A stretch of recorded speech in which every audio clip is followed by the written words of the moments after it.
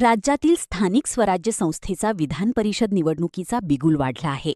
पावसाळी अधिवेशनापूर्वी विधान परिषदेच्या आमदारांनी संख्याबळ वाढणार आहे. तब्बल 17 जागांसाठी ही निवडणूक होत आहे. या निवडणुकीने काही जागा बिनविरोध होण्याची शक्यता जास्त आहे. स्थानिक स्वराज्य संस्थेतील सध्याचा संख्याबळ पाहता नगरसह राज्यातील अनेक जागांवरील महायुतीचा पेच कायम आहे. राष्ट्रवादी अजित पवार पक्ष व शिवसेना शिंदे गटापेक्षा भाजपाला जास्त जागा मिळतील हे निश्चित आहे. या 17 जागांसाठीची प्राथमिक चर्चा संपून सोमवारी किंवा मंगळवारी याबाबत फायनल जागा निश्चित केल्या जाणार आहेत. सोमवारपासून अर्ज भरण्यास सुरुवात झाली असली तरी अर्ज भरण्याच्या अंतिम तारखेपर्यंत उमेदवारांचा खल सुरूच राहील अशी शक्यता जास्त आहे. नगरच्या राजकीय ताकदीचा विचार केला तर ही जागा राष्ट्रवादीऐवजी भाजपाला मिळण्याची दाट शक्यता व्यक्त केली जात आहे.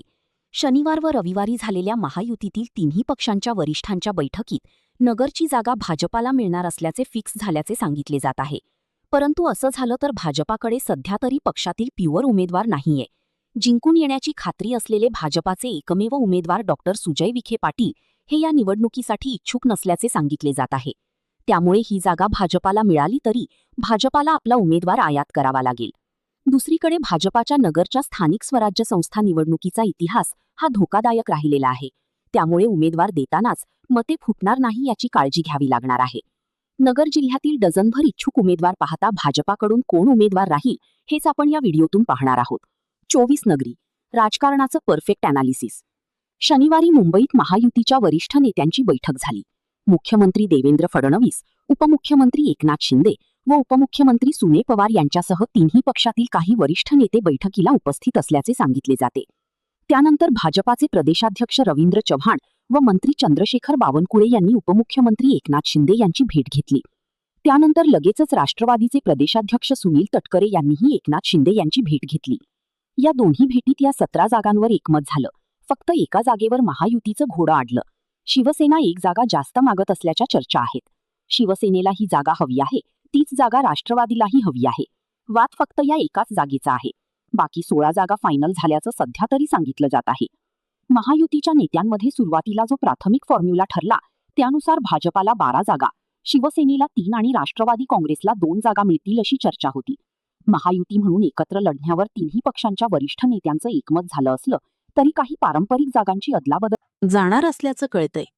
त्यातच रायगड जिल्ह्यात शिंदे यांच्या शिवसेनेकडूनही उमेदवार उतरवण्याची तयारी सुरू आहे. परंतु ही जागा राष्ट्रवादीलाही सुनील तटकरे यांच्यासाठी हवी आहे.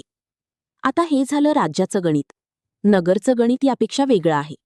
भाजपला ज्या 12 जागा येतील त्यात नगरचाही समावेश आहे असं ठरल्याचं कळतंय. खरं तर स्वर्गीय अरुणकाका जगताप आमदार असलेली नगरची जागा पूर्वीपासून राष्ट्रवादीकडेच होती. परंतु आता राष्ट्रवादीच्या 2 फांगळ्या झाल्याने व जिल्ह्यातील राष्ट्रवादीची ताकद कमी झाल्याने ही जागा भाजपकडे येणार अशी गणिते मांडली जात आहे. आता कोणत्या पक्षाला कोणती जागा येईल याचंच गणित समजून घेऊ. भाजपला ज्या 12 जागा मिळतील त्यात अहिल्यानगरसह नागपूर, वर्धा, चंद्रपूर, गडचिरोली, छत्रपती संभाजीनगर, जालना, सातारा, सांगली, पुणे, जळगाव, नांदेड, भंडारा, गोंदिया, अमरावती, लातूर, धाराशिव, बीड आणि सोलापूर या 12 जागांचा समावेश आहे. तर राष्ट्रवादी काँग्रेसला रायगड, रत्नागिरी, सिंधुदुर्ग आणि हिंगोली, परभणी या जागा मिळतील अशी शक्यता आहे. शिवसेना शिंदे गटाला ठाणे, नाशिक आणि यवतमाळ या 3 जागा मिळतील असे बैठकीत ठरल्याच्या बातम्या येऊ लागल्या आहेत. आता नगरची जागा भाजपला जाण्याची शक्यता असली तरी भाजपकडे निष्ठावान नेते सध्या तरी नाहीयेत. सुरुवातीला ज्या नावाची चर्चा होती ते भाजपचे प्रदेश उपाध्यक्ष डॉ. सुजय विखे पाटील हे सध्या आजारी होते. त्यांना 15 दिवस सक्त विश्रांतीचा सल्ला देण्यात आलाय.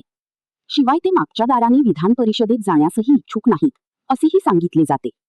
भाजपचे निष्ठावान कार्यकर्ते अभय आगरकर, प्राध्यापक भानुदास बेरड ही नावे सुरुवातीला चर्चित होती. परंतु विधान परिषदेच्या निवडणुकीला जो पैसा व यंत्रणा लागते ती त्यांच्याकडे नसल्याने त्यांची नावे बाजूला पडली. दुसरीकडे राष्ट्रवादीकडून दिवंगत आमदार अरुणकाका जगताप यांचे चिरंजीव सचिन जगताप हे निवडणूक लढवण्यास इच्छुक आहेत. सचिन जगताप हे जिल्हा परिषदेचे माजी सदस्य आहेत. स्वर्गीय अरुणकाका जगताप या मतदारसंघात 2दा निवडून आले होते. त्यामुळे या जागेवर सचिन जगताप यांचा दावा आणखी प्रबळ झाल्याचे सांगितले जाते. आमदार संग्राम जगताप यांनी गेल्या काही वर्षांपासून कट्टर हिंदुत्वाची भूमिका घेतली आहे. आमदार जगतापांची हीच भूमिका जगताप कुटुंबाला भाजपच्या जवळ